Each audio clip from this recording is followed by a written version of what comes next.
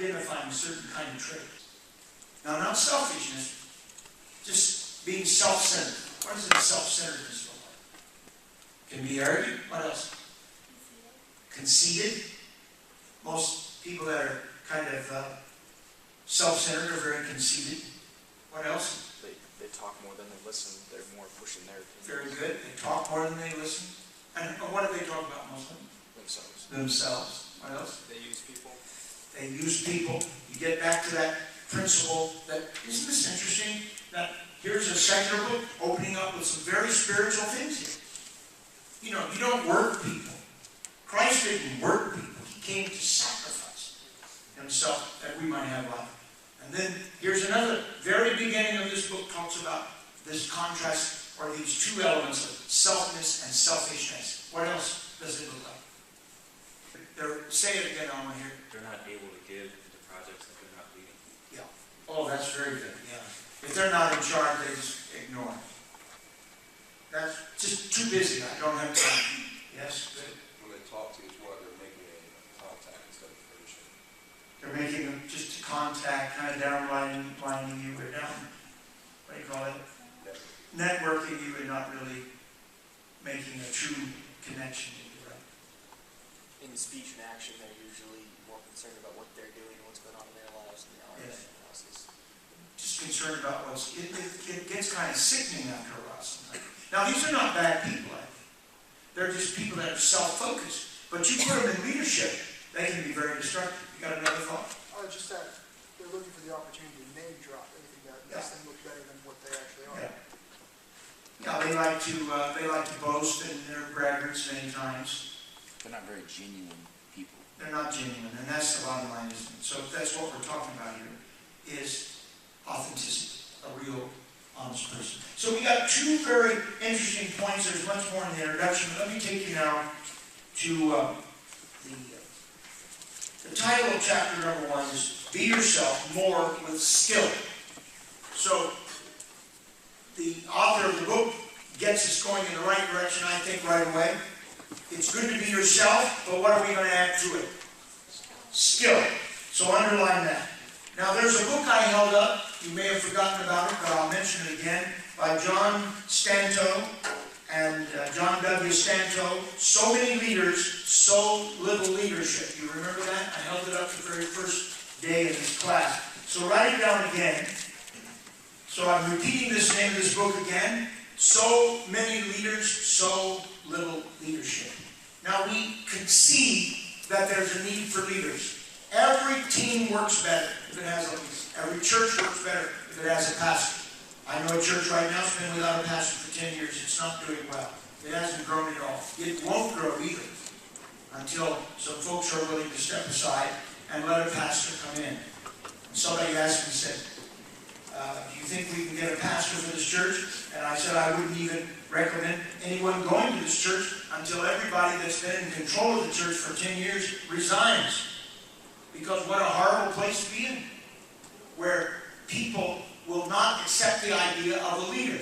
So if you want to be a leader if you can, if you have the talent for it, and in our particular perspective, if you have the calling for it. But if you are not the leader, don't want to be the leader, not everybody should be leaders, then step aside and let someone lead, because leadership makes a difference. And we need to have a class on leadership. So we need leaders not only at the top, but I want you to look in the second paragraph and underline, we need leaders at every level. Now this is something that churches miss, and pastors miss. Well, I shouldn't just say pastor. This is missed by many people in business. That you don't just say, well, I'm the leader of this, meaning you're the leader totally, completely, fully, absolutely, but you are, of course, the chief officer perhaps, and the one more responsible than any other. But your duty and responsibility is to build leaders into your organization at every level. Otherwise, you couldn't survive. They call me the president of Calvin Christian School, which I am, and I have to deal with problems sometimes that reach my desk. But I certainly expect Brother Marcus to be a leader. And he is a leader. And he's been a leader for many years. And he makes most of the decisions. And there's people that lead this school at many different levels. There's many different leaders at the Bible school. There's many different leaders at Calvary Tabernacle. There's pastors, ministers, rather, that help me in the church, and they're functioning and helping and counseling, and sometimes I scarcely know what they're doing, but I trust them. They're leaders. So an organization may have many leaders, let's say many leaders, and the man at the top should be developing what? More leaders to help you. This is very, very important. So we need leadership, and we need leadership at every level. Now, I mentioned this, I think, once before, but it is true that certain structures, look at the last paragraph here, the certain structures inside a church or inside an organization that can actually kill leadership.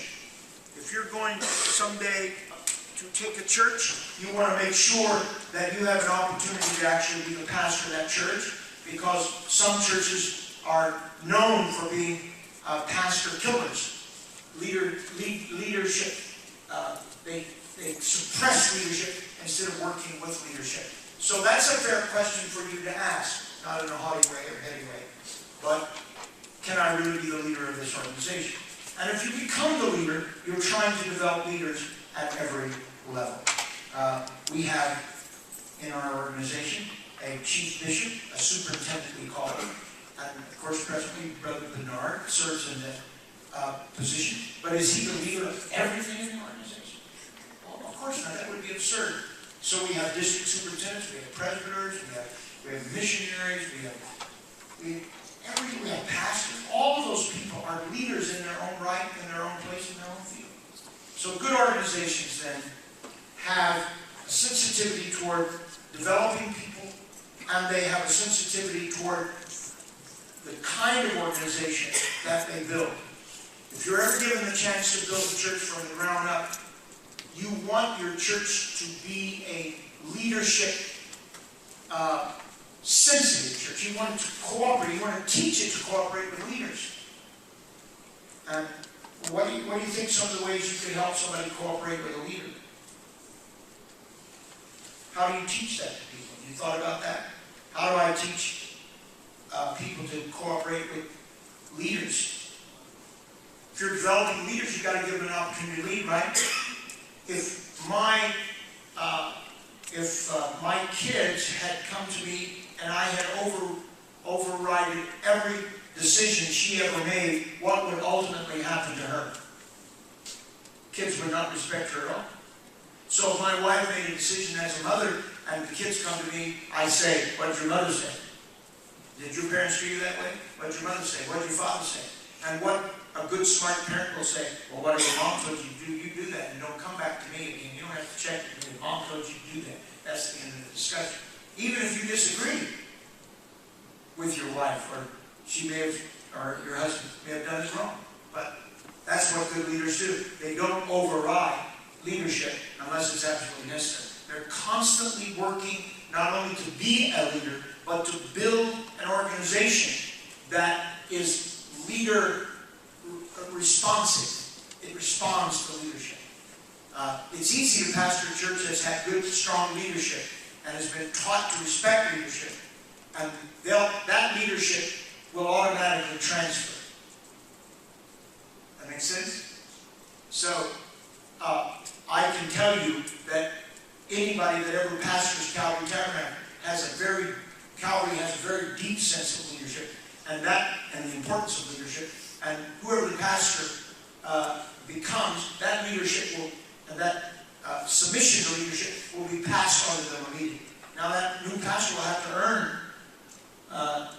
his own way. He'll have to kind of earn his own way, and he'll have to figure out ways of making his leadership work, because it will be different than the previous leadership. But he'll get the opportunity if that's built into the organization.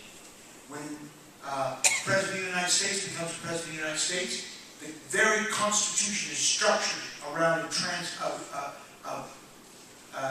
faithful transfer of power. Nobody needs to fight, and if you hope you'll get a chance to go to inaugurations and see the transfer of power. It's a beautiful thing, and it happens very instantly, very smoothly, and you see the man with the nuclear suitcase. As soon as the oath is taken, the men that were standing there with that nuclear suitcase will shift up and come and stand by the new president, and old going out president will back up, and usually he'll catch a helicopter in modern times and he'll go off into the sunset, so to speak. And it's an amazing thing to watch. So you build that into the institution. Everybody understand that? So if you get a chance to lead anything, you should be working on leaders, and you should also be working to make sure that whatever group you're managing knows how to respond to leadership. That takes some work, of course. All right, let's go down a little bit further, the main body of leadership. I believe totally 100% in what this paragraph teaches, that leadership always must be viewed as a relationship between the leader and the led. It's about a relationship. Everybody say relationship. You've got to figure this out. To be a great leader, you must be working on relationships. It's not standing up and saying, do this, do that, do this. It's about building relationships with people. This is the only way to really do it. Now, over and over, this book will emphasize, as you see at the top of page number 11, there's no universal leadership characteristics. Some people want to teach that there are, but there simply is not. There are many, many ways of doing things. So everybody, the last line in that first paragraph, everybody needs to identify and deploy their own personal leadership assets. So that's what the kind of the theme and the flavor of this particular leadership book is about, and I personally agree with it. I think it's very important. That's why I've chosen for this class. That you must understand that leadership is about relationship. So how do we become more effective leaders and leaders that develop leaders? And we're going to look now at 3 points beginning on chapter number 11. I think there's 3 points there. First, leadership is situational. So and are you okay with me using examples kind of from my own life? Because it will help you to understand. Because I can talk to you about pastor. And much of what we're reading in this book is not about pastor. But the way I pastored, in terms of the spiritual elements in Muskegon, I've only pastored 2 churches, Muskegon and Indianapolis. But the way I pastored in Muskegon was exactly the same way I pastor here. It's true. But the way I handle leadership is totally different. That makes sense? In other words, I preach the same, I believe the same, I use the same principles of pastoring, the same fundamental ideas. I guess I probably were taught those consciously, some of it consciously, most of it unconsciously probably, and just had a sense of what a pastor should do. And I pretty much have sustained that particular style of pastoring and the way of doing things. But the way you handle leadership as it pertains to business and as it pertains, as it demands, leadership demands flexibility in every kind of situation. And if I pastored a 3rd church, I would have to weigh that out very quickly and find out what is the situation and how are we going to deal with certain issues in this particular setting. All leadership, everybody say all leadership. All leadership is situational. And you have to get that understanding. What is required of the leader will always be influenced by the situation. So you couldn't possibly come into Calvary Tabernacle with maybe its complex. First of all, it had a school. It had a different kind of church. It had a different kind of culturated. The church was culturated different. Indianapolis was a different city. Muskegon, the western side of Michigan, is mostly Europeans. They're mostly Dutch, Norwegians, totally different kind of people. Indiana is mostly people that have moved up from the south or from the east, and Carolinas and so forth. So the culture is totally different. So you have to figure out where you're at and what it's about. And notice the very top of page number 12. Every leader, or at least history is full of examples of people who figured out where they were, what was going on, and what they had to do to make their leadership work in that particular area. If you think you've got a pattern, a formula, some kind of scheme or schematic, that you can just come in and do automatically, and it's going to work every place, in every situation, you're going to be in for a lot of bumpy roads. So it's situational. So you get down a little bit further, you'll underline a phrase in paragraph number 3, the paragraph that starts, as we see, the ability to observe and understand existing situations, something we call situational sensing. In the military, they call it situational awareness. Situational awareness. You have to be aware of what the situation is. What has happened in this church? What's going on in this church? Did the pastor commit adultery before you got there? Did they have a financial scandal, or situation? Scandal, some kind of financial scandal, or a moral scandal of some kind. What's going on? Is there money in the bank? Is the church broke? Has the church been taught tithing? When I went to Muskegon, Michigan, no one in that church, with the exception of 3 people, paid their tithe. Hardly anyone gave any money. Now they had really been taught against paying tithe, and for the most part had been taught to give only when they just kind of felt like it. There was no real discipline taught as it pertains to giving. I had to weigh that up. There was a situation. I did not really know about that until I got there. So I was up against a very tough situation. So likely you will pastor in a situation that may be completely unique, that you'll have a hard time finding somebody that's had a situation exactly like that. Does everybody understand what we mean by situational situations? And if you have a question, hold up your hand and we'll talk about anything that I'm talking about.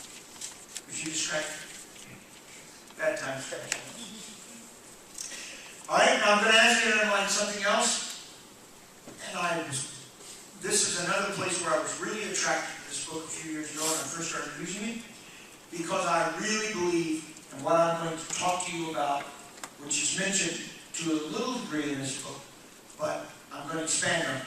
Look in that paragraph, as we see the ability, and go down, not quite middle ways, but about a quarter of the way down. This is both a macro and a micro skill. What is it? Well, the ability to tune into the organizational frequency, the frequency of the church, understand what is going on beneath the surface. Everybody say beneath the surface. Now when Paul, the Apostle Paul, got to a certain point with the Corinthian church, he realized that when he came to visit the church in Corinth, he was going to have to deal with a very horrible situation. Namely, that a man was having an affair with his mother-in-law. Did you know that's in your Bible? And so Paul said, when I get there, I'm going to deal with this blank. What is it? Situation. That's called situational awareness.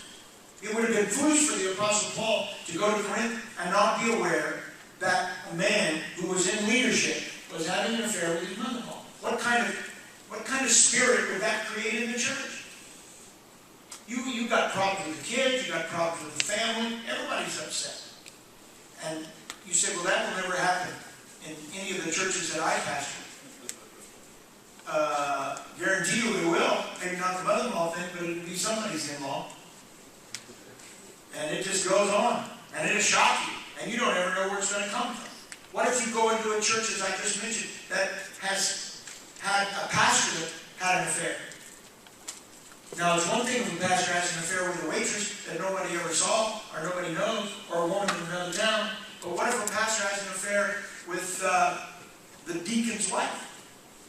Or if he has some kind of affair with his own sister-in-law?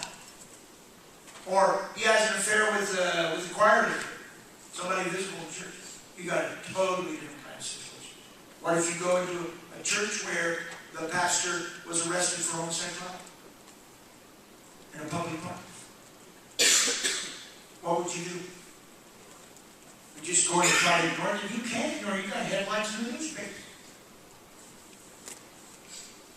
Brother Urshan came here, and there was a child evangelist that was working the city, and there was a man by the name of Hoekstra, who was the pastor of the church, that took little David, and they had this big crusade cathedral at the big Cato Tabernacle, seated 10,000 people, one of the largest evangelistic meetings in the Midwest that had ever taken place. The place was packed.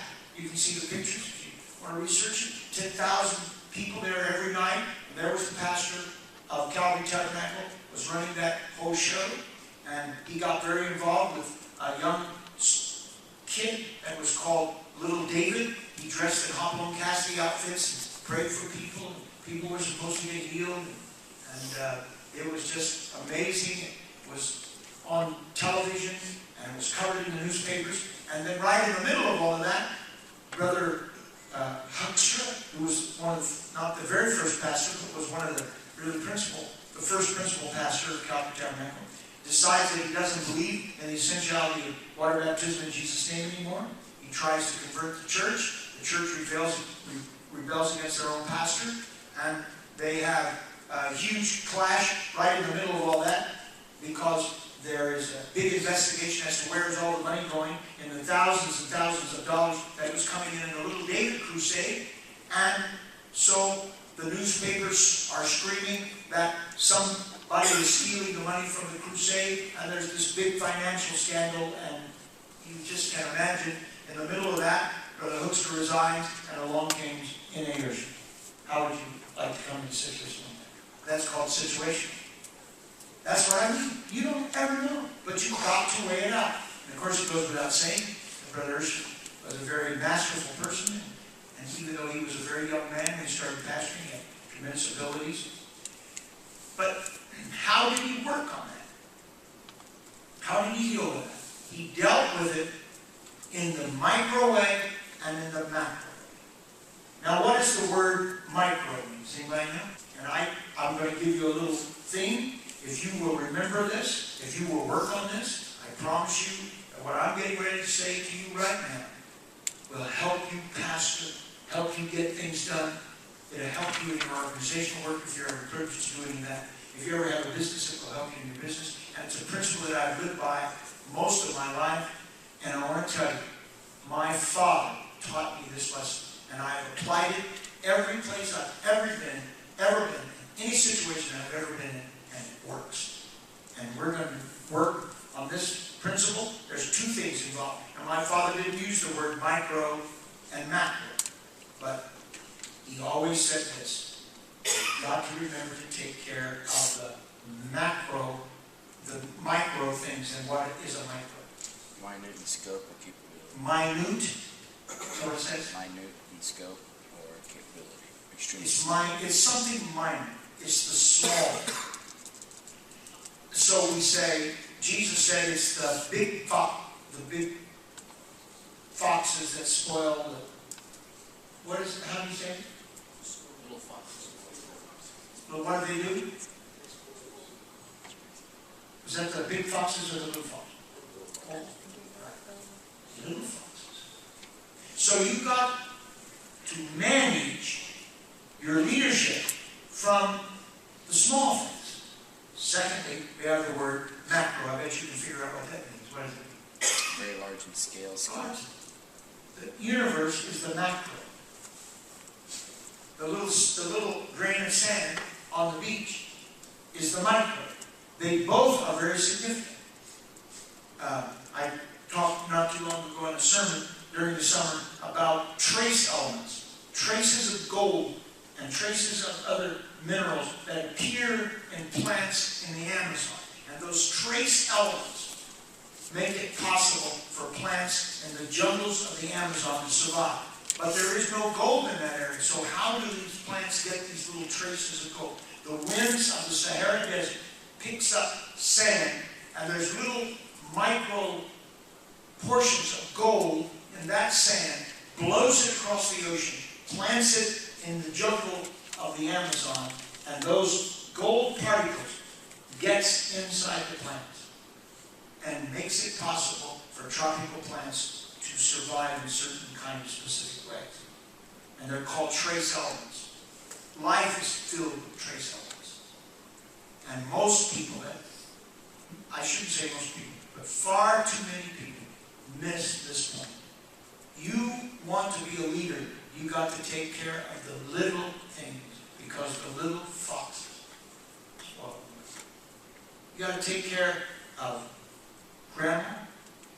You gotta be sensitive to somebody that seems kind of outside the circle. You gotta know that it's important you don't ignore anybody, you talk to everybody, because everybody has their sphere of influence, and you may not know exactly how it all works. It's like a puzzle. If you're not careful, when you first start pastoring a church, you may meet a guy that you don't like very well, but he may be bankrolling the biggest giver in your church. You better be careful. He may have loaned. You may say, oh, that guy's got a lot of money, man, he's got this big construction business. They say he's a millionaire.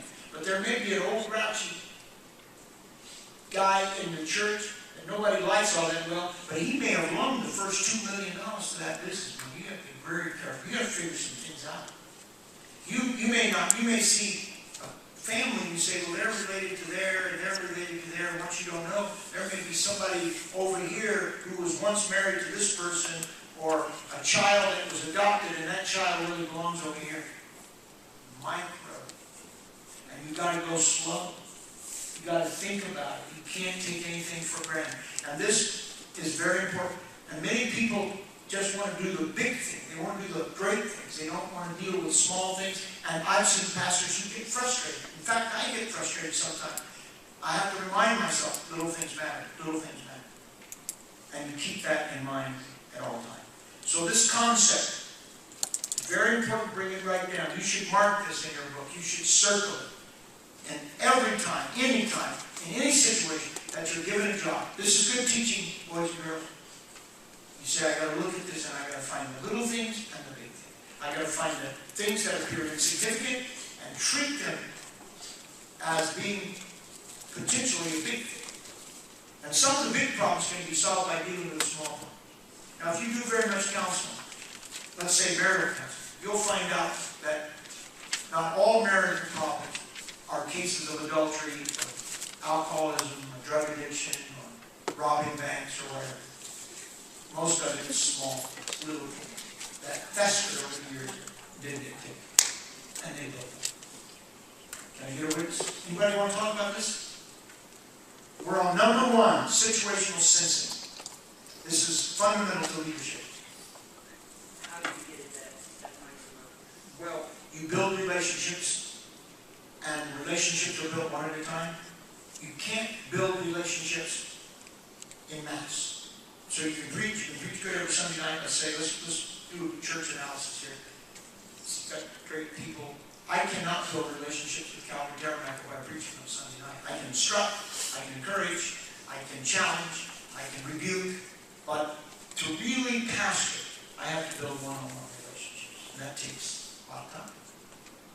So, well, you know everybody in the congregation? Pretty much. Pretty much. There's some people just kind of avoid contact, but you still know them. You know who they are. Some people don't want a lot of touchy-feely. So it's not all that.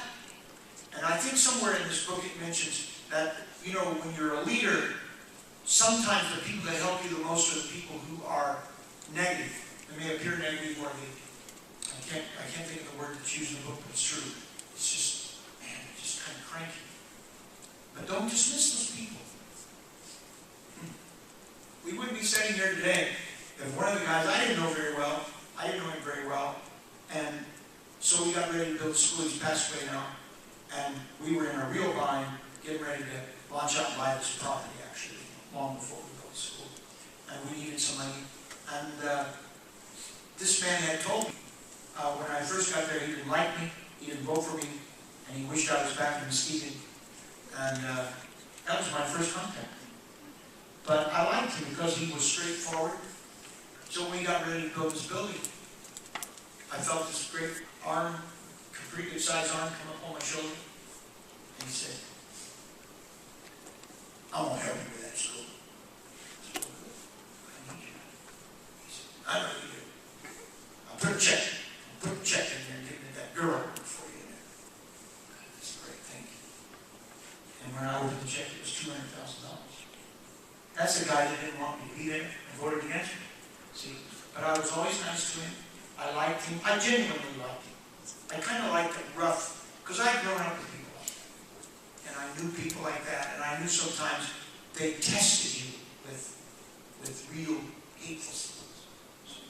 That's what I mean, that's what I'm talking about when I say it's micro. That was a good thing, that I took time to always go see him. He never did really apologize for that. Maybe he still felt that way, but he gave me $200,000 company, but it was. So, that's what I mean. And some of the little things affect big things. Any more questions or thoughts on that? You might have an idea. Share it, please. Say, well, what if I get a job at the college? Well, start practicing leadership right there. Think about where you do. Don't wait until you're, pastor before you start thinking about leadership. Start practicing it right now. If you got a job at McDonald's and you're given a shift crew, start practicing leadership right there. Can I get a witness? I was president of my class in 7th grade. I started practicing leadership right then. I like it.